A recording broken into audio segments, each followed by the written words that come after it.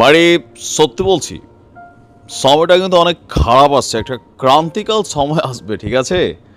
ভারতের অনেক নেতারা বা বিজেপির মন্ত্রীরা মার্কিন যুক্তরাষ্ট্র বা পশ্চিমাদেরকে বৃদ্ধাঙ্গুলি দেখানোর মেন্টালিটি নিয়ে প্রতিনিয়ত গণমাধ্যমে সাক্ষাৎকার দিয়েছিলেন।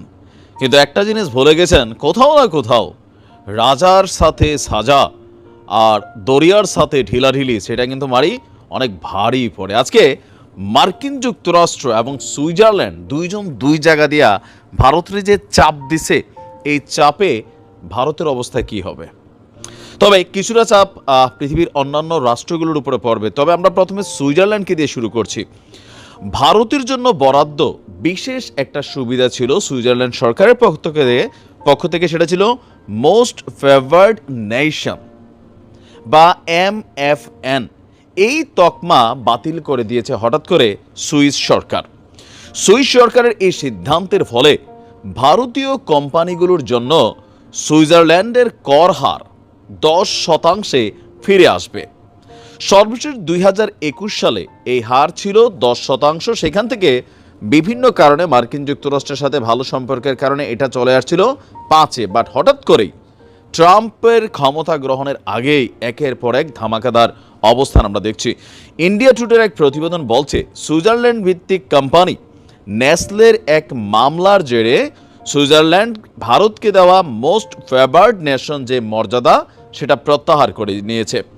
এই সিদ্ধান্তের ফলে দুই দেশের বাণিজ্য এবং অর্থনৈতিক সম্পর্ক নতুন চ্যালেঞ্জের মুখে পড়তে যাচ্ছে। বিশ্ব বাণিজ্য সংস্থার নিয়ম অনুযায়ী কোনো দেশ যখন অন্য একটি দেশকে মোস্ট ফেভার্ড নেশন মর্যাদা দেয়, তখন সেই দেশের জন্য শুল্ক এবং বাণিজ্য নীতিতে বিশেষ সুবিধা নিশ্চিত করতে হয়। বিশ্লেষকরা মনে করছেন এই সিদ্ধান্তের ফলে ভারতীয় পণ্য রপ্তানি এবং বিনিয়োগ প্রবাহে নেতিবাচক প্রভাব ফেলবে।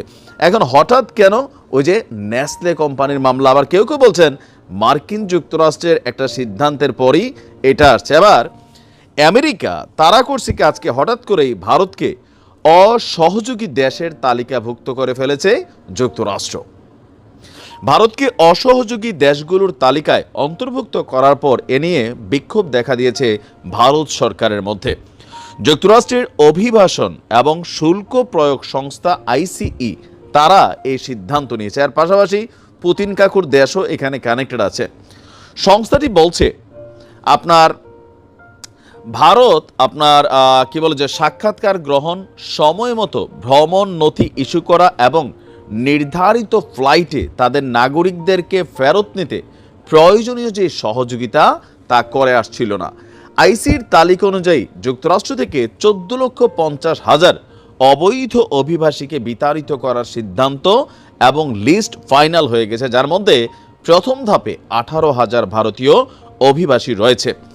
যদিও অনেক ভারতীয় অভিবাসী যুক্তরাষ্ট্রে তাদের অবস্থানকে বৈধ করার চেষ্টা করছেন, তবে এই প্রক্রিয়াটা সময় লাগবে।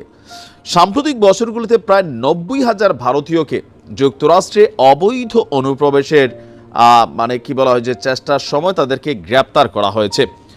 যুক্তরাষ্ট্র যারা অবৈধ অভিবাসী তাদের তালিকার শীর্ষে রয়েছে বেশ কয়েকটা দেশ, এর মধ্যে ভারত আছে 13তম স্থানে।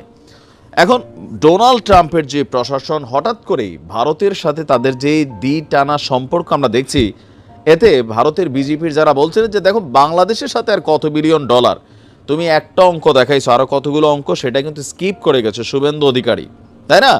তো এখন এই যে কথায় কথায় যে না আমরা এই দেশের সাথে ব্যবসা করলে এটা হবে না, ওই দেশের সাথে ব্যবসা না করলে কি হবে, আশেপাশের কোন দেশের সাথে সম্পর্কটা ভালো আছে? পশ্চিমা বিশ্বে আপনি দেখছেন যে আদানি গ্রুপে আমেরিকা শুধু একটা মামলা দিচ্ছে ফেডারেল আদালত থেকে, এরপর সারা ইউরোপ জুড়ে, এশিয়া জুড়ে আদানির গ্রুপের সাথে সবাই ডিসকানেক্টেড হয়ে গেছে। সো ভারতের খেয়াল রাখা উচিত, যেই জায়গা থেকে তারা বিভিন্ন সময় ভাবসাব নিচ্ছে বাংলাদেশের সাথে, তাদের পরিণতিও কিন্তু পড়তে সময় লাগবে না। ভালো থাকুন, আসসালামু আলাইকুম।